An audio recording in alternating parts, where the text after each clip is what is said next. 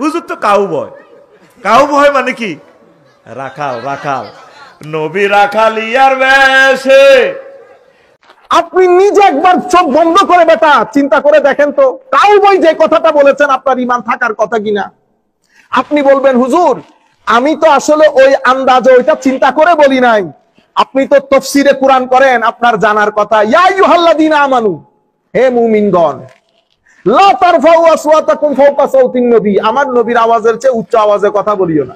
ওয়ালা তাজহারু লাহু বিল কাউল কাজাহরি বাদিকুম লিবাদিন, তোমরা পরস্পরের মধ্যে যেভাবে সম্বোধন করে কথাবার্তা বলো সেটাও বলিও না।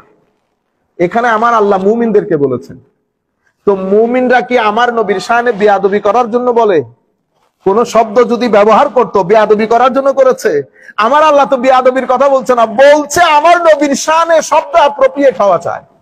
এখন আপনি যদি লাখো মানুষের সামনে বেয়াদবি শিক্ষা দেন, আপনাকে আমি বেয়াদব বলতে হবে? আপনি জিজ্ঞেস করেছেন না বেয়াদব কেন বলেছি? এই কারণে বলেছি বেয়াদব। আপনি যখন লাখ মানুষকে বেয়াদবি শিক্ষা দিবেন তো আমি আপনাকে কি বলবো? আমিও যদি করি আপনি হক রাখেন আমাকে বেয়াদব বলা।